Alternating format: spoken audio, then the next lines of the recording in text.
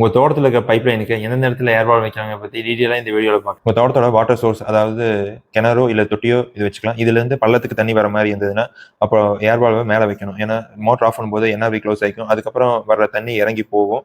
அந்த டைமில் வந்து இங்கேருந்து ஏர்வால் வழியாக ஏர் உள்ள வந்துச்சுன்னா தண்ணி காலியாக ஏர் ஃபில் ஆகிக்கும். சப்போஸ் உங்கள் தோட்டத்தில் சோர்ஸ் வந்து கீழே இருந்து பாயிறது தண்ணி மேலே போகிற மாதிரி, இந்த மேட்டுப்பாத்திக்கு தண்ணி போகிற மாதிரி இருந்ததுன்னா அப்போ வந்து ஏர்வால் வந்து ஸ்ட்ரைட்டாக போகிற லைனில் பெண்டுக்கு முன்னாடி வைக்கணும். ஏன்னா மோட்டர் ஆன் பண்ணதுக்கப்புறம் தண்ணி ப்ரெஷராக வந்துட்டு இருக்கும். அந்த டைமில் உள்ள இருக்க ஏர் வெளியே போகிறதுக்கு இந்த ஏர்வால் ஹெல்ப்ஃபுல்லாக இருக்கும்.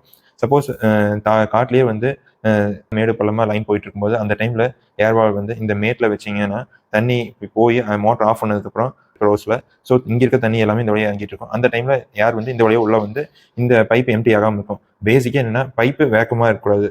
தண்ணி வெளியே வரும்போது அந்த பைப்புல ஏர் உள்ள வந்திருக்கணும். இதுதான் மெயின் கான்செப்டே. இவ்வளோ இம்பார்ட்டண்டான ஏர் பால்வை ஒரு நல்ல பிராண்ட்லேருந்து வாங்கும்போது அதோட எஃபிஷியன்சி உங்களுக்கு ரொம்ப நல்லா இருக்கும். நாங்கள் ஜெயின் பிராண்டோட ஏர் பால்ஸ் கொடுத்துருக்கோம். அதில் வந்து மினி ஏர் பால் இருக்குது, கண்டினியூஸ் ஏர் ரிலீஸ் பால் இருக்குது, அதே டைம் வந்து ஒரு ரிஜிட்டான பிளாஸ்டிக் ஏர் பாலும் இருக்குது.